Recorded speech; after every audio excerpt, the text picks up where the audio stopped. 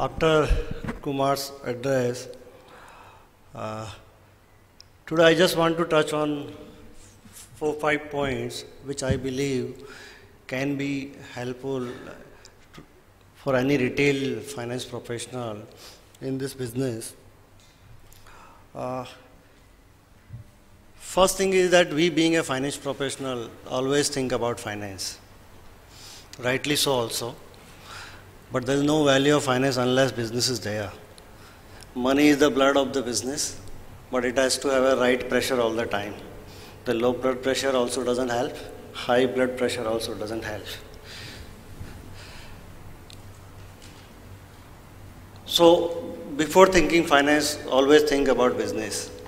Whether this is a viable, doable, executable business idea or not. You make effort and made money available for a business idea which may or may not work, but you have to balance out what amount of a risk we can take on. So if it's a new great platform or a new format or a new strategy we have to work on, first thing we have to think, what is our capacity, what much of a loss we can take on if the idea fails.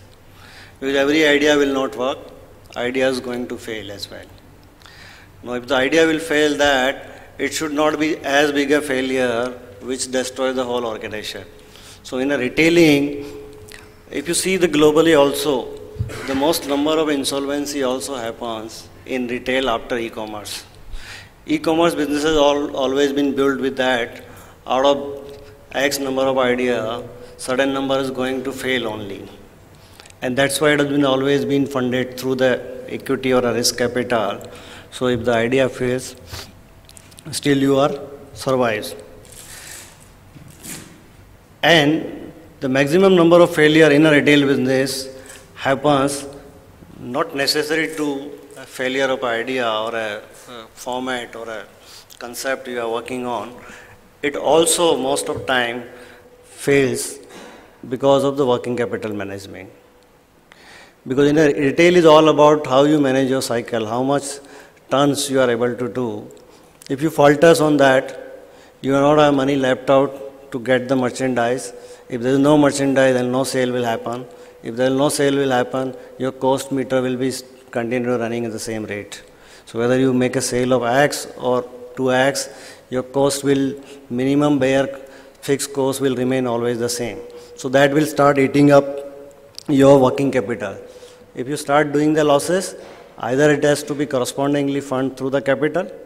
If it has not been funded through the capital, then it start eating up your working capital. Working capital start eroding, business will start decaying. And once the business goes downhill, taking it uphill again will be a big task. So the thing is that before we think about finance, we have to think about business.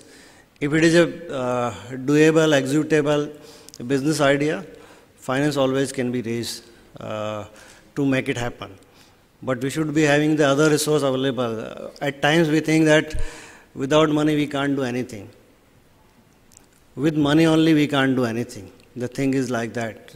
Just having a big purse or a big money available doesn't make the great business always. So I think being a finance professional, we are too much thinks about the money only. It is very important that we have to think about the business, and only then the money part will come in. The next thing is that India is a evolving retail market. Customers are evolving, organizations are evolving, system and processes are evolving. We are still some time away from GST, the way that we are managed the supply chain in India. All those things are evolving. So you are working in a very, very dynamic environment where end-to-end things are in a phase of evolving. And you should have enough flexibility to manage the changes which is happening, whether it is in a regulatory segment, whether it is in a development and evolution of a supply chain in the country. But on the other side, there is a big enticement, because India has a huge population and retail as an opportunity is a large enough, and it's a room for many more players to come into the business and do the business. So the whole